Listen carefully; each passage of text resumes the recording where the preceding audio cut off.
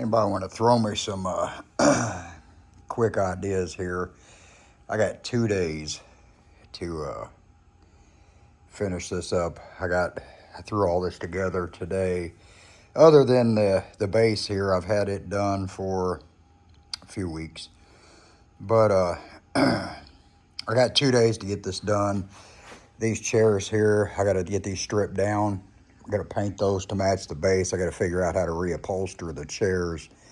Not figure out how to reupholster them, but I got to reupholster them in a different color because the chair legs and the bases of the table and the little end bench are going to have kind of this off-white color. The bench top and the tabletop are going to have a custom stain color on it. It's kind of a mixture of a cherry and I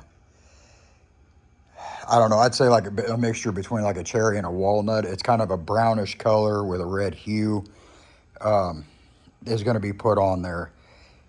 Like I said, I've only got 2 days to get all this done, but I want to do anything I can to it to kind of spruce it up. First thing in the morning, all the holes are going to get filled.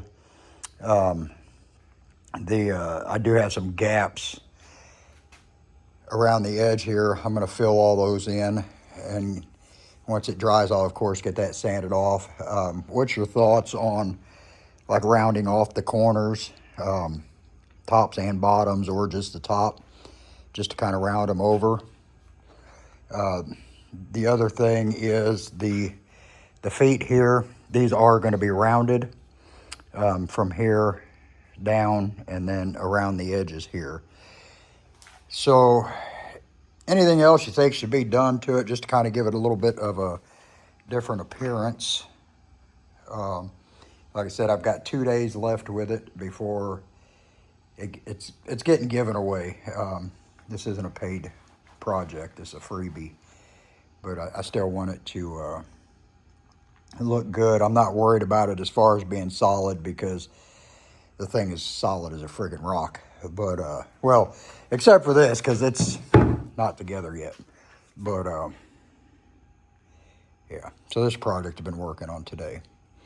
If you've seen the little short video I threw up earlier, there's literally like 100 pocket holes holding the tabletop together. There's also 5, 10, 15, 20 biscuit joints between the two different styles of boards. And so that's also in there. Plus every joint is glued and set up. It's solid. All the pocket holes, if you don't have one of these and you do pocket holes, those things are the bomb. You throw out 100 pocket holes in 1 to 2 minutes. I mean, yeah, it makes it super easy. But back to the table. Is there anything else you think should be done to it right off? I cannot do any resin with it because there's not enough time. I had thought about CNCing the family name into the table and the resin in it, but I just don't have time. Like I said, I got 2 days. I'm just looking for ideas on how to spruce it up. I did run the router around this because they do have kids. So if they're climbing on the bench, I didn't want them to have edges. So that has all been routed off already. That's going to be at the end of the table, and then the 4 chairs will be on each side. I might make them another bench at a later time for the other end of the table, but I believe how this is going to sit in this space that it's going to is like one of the short ends will be up against the wall. So that's why I only made a short bench for the other short end of the table, and then they could put 2 chairs on each side of it for 5 seating. And